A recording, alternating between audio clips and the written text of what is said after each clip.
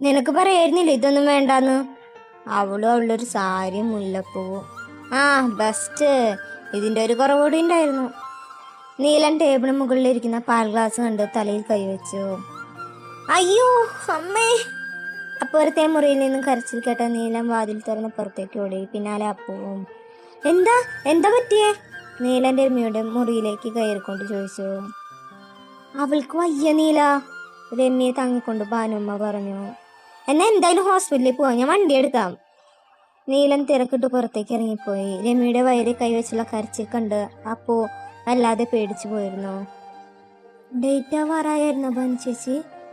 രമ്യയെ താങ്ങിപ്പിടിക്കാൻ സഹായിച്ചുകൊണ്ട് അപ്പു ചോദിച്ചു. ഇല്ല, ഡേറ്റ് അടുത്ത മാസമാണ്. ഇങ്ങനെ ഇടയ്ക്ക് വേദന വരാറുണ്ട്. വല്യമ്മ, രമ്യ പിടിക്ക്, വണ്ടി ഇപ്പൊ വരും. നീലൻ വന്നു പറഞ്ഞതും അപ്പവും ഭാനുമ്മയും ചേർന്ന് പതിയെ അവളെ പിടിച്ച് പുറത്തേക്ക് നടന്നു. അപ്പുറത്തേക്ക് മുറ്റത്ത് ഓട്ടോ വന്നിരുന്നു. അതിന് പിന്നാലെ അരുണിന്റെ ബൈക്കും. രമ്യ ഓട്ടോയിൽ കയറ്റി. പിന്നാലെ ഭാനുമ്മയും കയറി. അരുണെ, നീ അപർണയും അരുണുട്ടനെയും വീട്ടിലേക്ക് കൊണ്ടുപോക്കോ. ഞങ്ങൾ ഇനി എപ്പോഴാ തിരികെ വരാന്ന് പറയാൻ പറ്റില്ല. നീലൻ തിരക്കിട്ട് പറഞ്ഞുകൊണ്ട് ഓട്ടോയിലേക്ക് കയറി. അവർ പോയതിനു പിന്നാലെ അപ്പുവിനെയും ആരൂട്ടനെയും കൊണ്ട് അരുൺ വീട്ടിലേക്ക് പോയി. ആരൂട്ട് നല്ല ഉറക്കമായതിനാൽ അപ്പു അവനെ എടുത്തുകൊണ്ട് വണ്ടി കയറിയിരുന്നു. അപ്പുവിനെ ആരൂട്ടനെയും കൊണ്ടുപോകാനാണ് നീലൻ അരുണെ വിളിച്ചു വരുത്തിയത്. നീലൻ രാവിലെയാണ് ഹോസ്പിറ്റലിൽ നിന്നും വന്നത്. അവർ നേരെ പോയത് അപ്പുവിന്റെ വീട്ടിലേക്കായിരുന്നു. പടി കടന്ന് അകത്തേക്ക് വരുമ്പോൾ ഉമ്മറത്ത് തന്നെ അപ്പു ആരൂട്ടിനെ ഇരിക്കുന്നുണ്ട്. തെക്കോട്ടും വടക്കോട്ടും നോക്കിയിരിക്കുന്ന രണ്ടുപേരെ കണ്ടപ്പോൾ തന്നെ നീലൻ എന്തോ പന്തികേട് തോന്നിയിരുന്നു. കാത്തിമ്മ! നീലനെ കണ്ടതും തിണ്ണമേലിരിക്കുന്ന ആരൂട്ടൻ ഓടി ഇറങ്ങി വന്ന് നീലന്റെ കാല് ചുറ്റിപ്പിടിച്ചു. നീലൻ അവനെ ഉയർത്തിയെടുത്തു. അപ്പു പുച്ഛത്തോടെ മുഖം തിരിച്ചു. എവിടെയായിരുന്നു കാട്ടുമാമ ഇത്ര നേരം? അമ്മൂമ്മ എവിടെ? ഒറ്റയ്ക്കാക്കി പോയേ? ആരൂട്ടൻ പരാതിയോടെ നീലന്റെ തോളിലേക്ക് ചാഞ്ഞു. രമ്യക്ക് എങ്ങനെയുണ്ട് കാർത്തി? ശബ്ദം കേട്ട് അരുൺ പുറത്തേക്ക് വന്നു. ഇപ്പൊ കുഴപ്പമില്ല, ഉച്ചയ്ക്ക് മുമ്പേ ഡിസ്ചാർജ് ആകും. അവളുടെ കരച്ചിൽ കേട്ട് ഞാനും അങ്ങ് പേടിച്ചു പോയിരുന്നു. നീ ഇനി അങ്ങോട്ട് വീട്ടിലേക്കാണോ? അതെ, രമ്യയുടെ ഹസ്ബൻഡ് വന്നിട്ടുണ്ട്. ഇനി അവിടേക്ക് പോകേണ്ട കാര്യമില്ല. അവളെ ഡിസ്ചാർജ് ചെയ്യുമ്പോൾ അവർ വീട്ടിലേക്ക് കൊണ്ടുവന്നോളും. ഞാനിവരെ വിളിക്കാൻ വന്നതാ. ആണോ? എന്നാ അപ്പു വേഗം കയ്യിൽ മരുന്ന് വെക്കാൻ നോക്ക്, എന്നിട്ട് പോയാ മതി. ആദി, ആ മരുന്ന് എടുത്തിട്ട് വാ. എന്താ എന്താ പറ്റിയേ? നീലൻ ടെൻഷനോടെ അപ്പുവിന്റെ അരികിലേക്ക് വന്നു. അവൾ ആ രൂട്ടന്റെ പല്ലിന്റെ ബലം ഒന്ന് ടെസ്റ്റ് ചെയ്തതാ.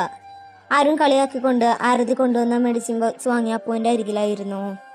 വേണ്ടതായിട്ടോ, വേദനിക്കും. അപ്പു കൈ പിടിച്ച് വലിക്കാൻ ശ്രമിച്ചുകൊണ്ടെങ്കിലും അരുൺ അതിന് സമ്മതിക്കാതെ കയ്യിൽ മരുന്ന് വെക്കാൻ തുടങ്ങി. അയ്യോ നീറുന്നേ, എനിക്ക് വേദനിച്ചിട്ട് വീണോ? അപ്പു ആകെ അലറി വിളിക്കാൻ തുടങ്ങി. അതൊക്കെ ചെയ്യടാ, അവൾക്ക് നല്ല വേദന ഉണ്ടെന്ന് തോന്നുന്നു. നീലൻ ഒരു വട്ടമേ അവളുടെ കയ്യിലെ മുറിവിലേക്ക് നോക്കിയുള്ളൂ. അരൂട്ടന്റെ മുന്നിലെ 3 പല്ല് ആഴത്തി പതിഞ്ഞു കിടക്കുന്നുണ്ട്.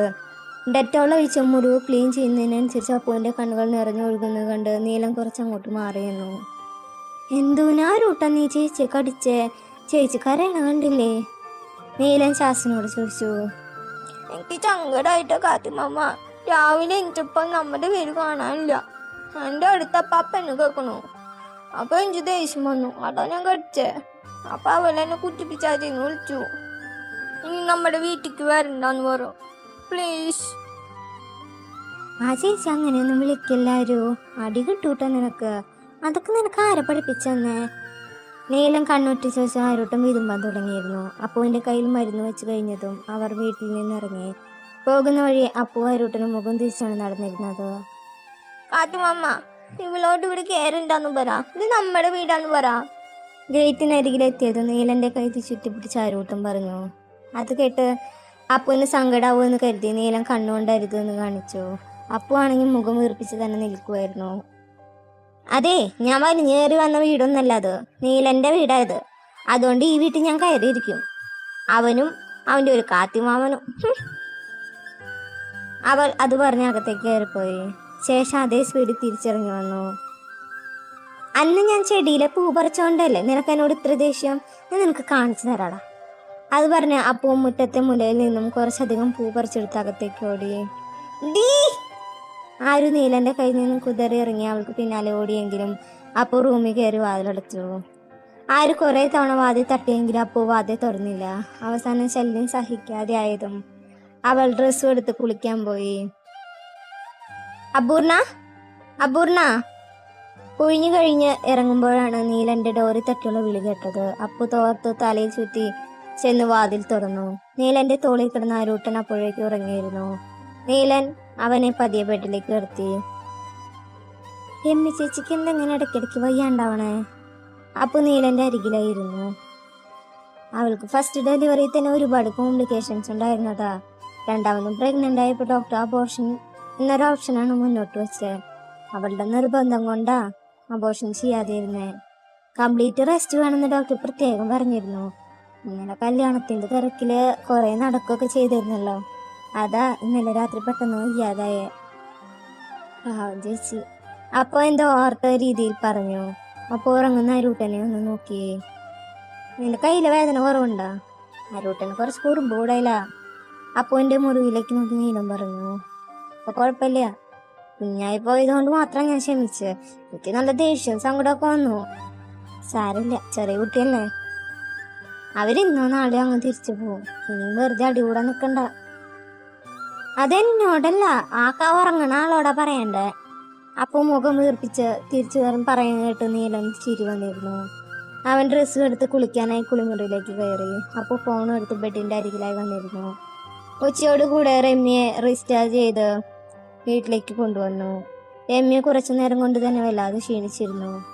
ഉച്ചയ്ക്ക് ഭക്ഷണം കഴിച്ച നീലം റെഡിയായി പുറത്തേക്ക് പോയി. വീട് മാറിയതോടെ ട്യൂഷനും പാട്ടുപഠിപ്പിലൊക്കെ ഒന്നിച്ചു കൊണ്ടുപോകാനുള്ള സൗകര്യം ആ വാടക വീട്ടിലുണ്ടായിരുന്നില്ല.